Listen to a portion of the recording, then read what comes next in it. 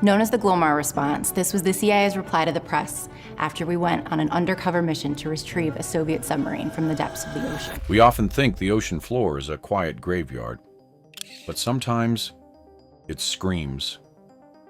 In 2025, the bridge of the Norwegian research vessel Helmer Hansen flickered with a strange glow as the sonar monitors refreshed. A crackle of radio static broke the silence. We do have a target in front of us, about 50 meters dead ahead. Looks interesting on sonar. We do have a target in front of us, about 50 meters dead ahead. Looks interesting on sonar. What appeared on screen wasn't a rock formation or a geological quirk. It was the unmistakable silhouette of a long-vanished Soviet predator, the Foxtrot-class submarine B-37, missing since 1972. Finding the wreck should have been a victory. A buried Cold War mystery finally solved. Nuclear-powered missile submarines became a key part of Western and Soviet deterrence. But the celebration froze when the analysts widened the scan, because the B-37 wasn't alone. 500 meters away, resting in absolute darkness, was a second anomaly. A dense mass of metallic cylinders arranged in an unnatural cluster. This is the first time the USS Greyback has been seen in 75 years. Not part of the sub, not debris, something separate, something deliberate. And whatever it was never meant to be found. But to understand why this discovery changes everything, we have to go back to the beginning, to the moment the B-37 fell silent. Chapter 1 awaits. The shape in the deep. The Helmer Hansen carried cutting-edge Kongsberg EM710 multi-beam systems, capable of painting the seafloor in razor-sharp three-dimensional detail. The crew was mapping a remote sector near the frozen Svalbard archipelago, a place where storms never stop and daylight sometimes forgets to return. At 3,200 meters down, the seafloor shifted from flat monotony to structure, rigid angles, symmetry, a hull. As technicians increased the frequency to 200 kilohertz, the image sharpened. A cylindrical body, shattered bow, collapsed midsection, a submarine crushed by pressure into a twisted tomb. The identification came fast. The B-37, lost with 78 souls aboard, but that was only the beginning. When the sonar sweep widened, the screens distorted, then resolved into an anomaly that sent a wave of confusion across the bridge. It wasn't scattered debris. It wasn't a natural ridge. It was a clustered formation of heavy metal cylinders, stacked or bound together like cargo. Sitting half a kilometer away, the operators exchanged glances. Submarine debris doesn't behave like that. It doesn't separate by hundreds of meters. It doesn't land arranged. Something was wrong. Something in the data defied physics, logic, and the official story. And to understand that story, we need to return to 1972, the year the B-37 vanished from the surface of the world. Chapter 2 begins. The last transmission. It was 1972, the Cold War's strangest phase. Political handshakes above water, silent warfare below it. The Soviet Navy feared one thing above all: American aircraft carriers. To track them, they deployed swarms of diesel-electric submarines. Among them was Project 641, the Foxtrot class, the B-37, commanded by Captain Second Rank Viktor Kovalenko.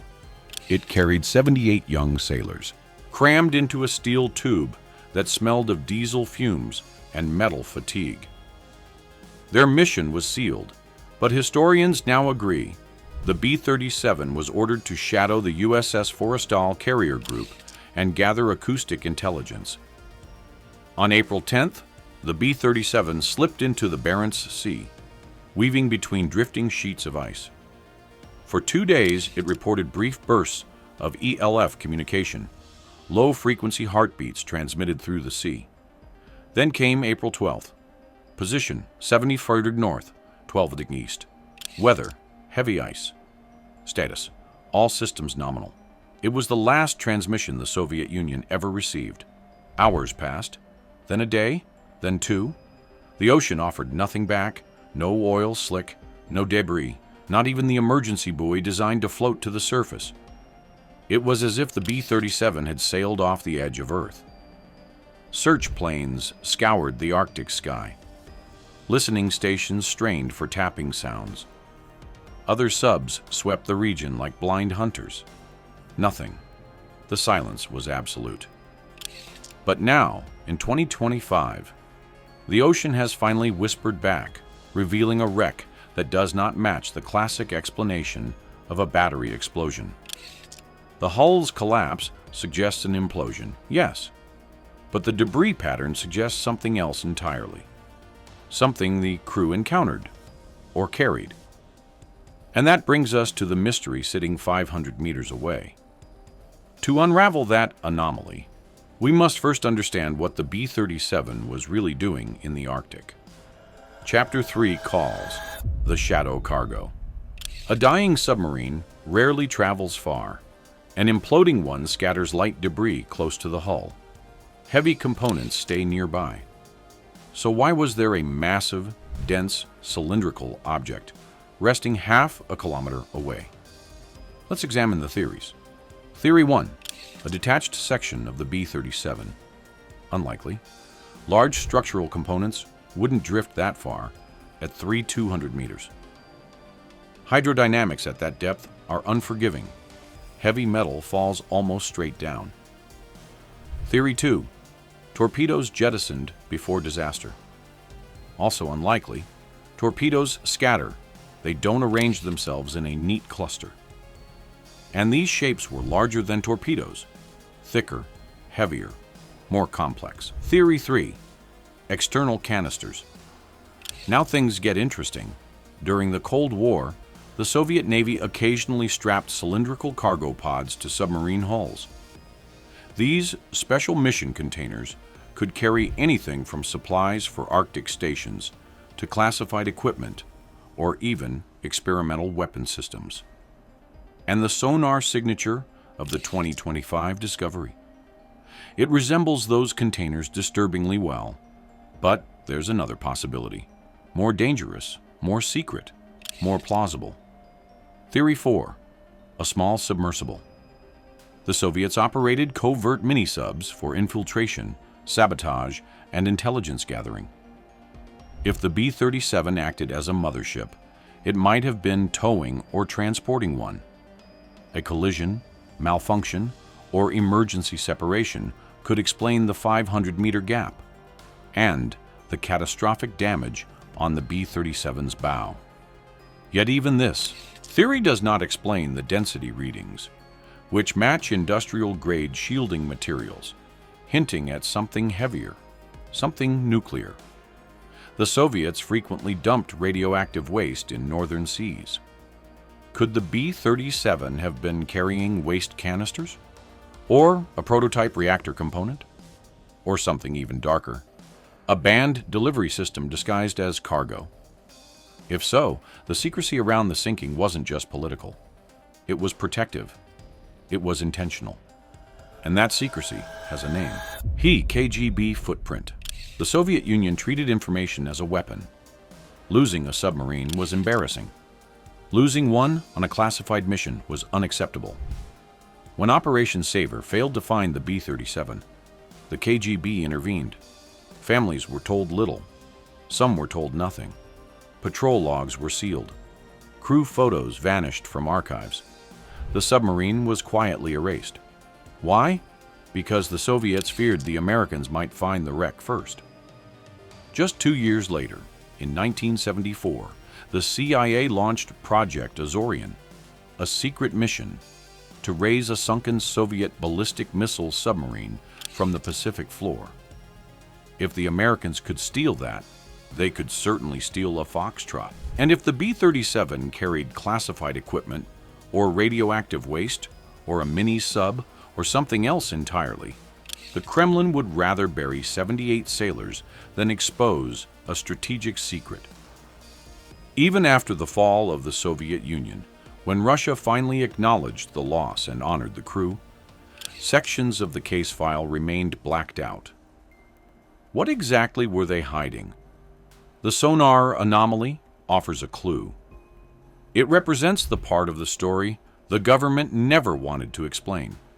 The part that contradicts the battery fire narrative. The part that suggests external equipment or a second craft was involved.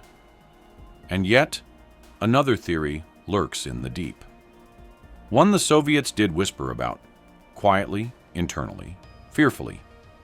Because in the Arctic waters of the 1970s, Soviet submarines routinely encountered something they could not identify. The final warning. Cold War submarine crews reported a strange acoustic phenomenon. Rhythmic, metallic quacking noises moving at impossible speeds. They called them quackers, unidentified underwater objects capable of circling submarines before vanishing. They traveled too fast for known technology. They maneuvered too sharply for torpedoes. Some Soviet admirals believed they were American drones. Others believed something else entirely. Now imagine this. The B-37, running silent in the Arctic dark, detects an object approaching at high speed. Captain Kovalenko believes it's an American weapon. He orders evasive action. A collision occurs, crushing the bow, disabling systems, dooming the crew in seconds. The B-37 plummets. And the object, whatever it was, sinks nearby, forming the anomaly we see today. This theory is extreme, but not impossible. Then there's another, even stranger, possibility. During the Cold War, scientists experimented with smart fluids, magnetic compounds, even early nanotechnology. Some researchers claim the Soviets recovered unusual materials from meteorites or deep ice. If the B-37 was transporting an unstable substance, something reactive, corrosive, or radioactive, it could have caused catastrophic failure. The cylindrical shapes on sonar could be containment vessels. And the radiation readings? They align not with a diesel submarine, but with industrial waste or experimental material. Finally, we come to the most fringe theory, but the one that quietly refuses to die. The Arctic vortex, a region near the magnetic pole known for unexplained anomalies, sudden compass failures, electromagnetic distortions, and vanishings. If the B-37 sailed through such a disturbance, its navigation and power systems could have failed instantly. The anomaly might be a geological feature altered by electromagnetic energy, or the remains of equipment the B-37 deployed in a desperate attempt to stabilize itself. We may never know. But the discovery forces one undeniable truth. The official story of the B-37 is wrong. The ocean never forgets. The Arctic has kept the B-37 hidden for over 50 years. Now it has given us a glimpse, not just of a submarine, but of a secret buried under ice and pressure and fear. We see the B-37 upright on the seafloor, not scattered like a wreck that died instantly, but resting like a vessel that fought until the last second. We see the anomaly, heavy, deliberate, unnatural, whispering that the B-37 was carrying something history still refuses to name. We see the fingerprints of secrecy, the shadow of the KGB, the echo of the Cold War. But we also see something else, a warning. The ocean does not reveal its truths easily, and sometimes, when it finally speaks, it changes everything we thought we knew. What do you think lies beside the B-37? A lost weapon, a secret sub, a forbidden technology, or something stranger? Let me know your theories in the comments below. If you enjoyed this deep dive into the unknown, hit like, subscribe, and stay tuned, because the ocean floor still has stories left to tell.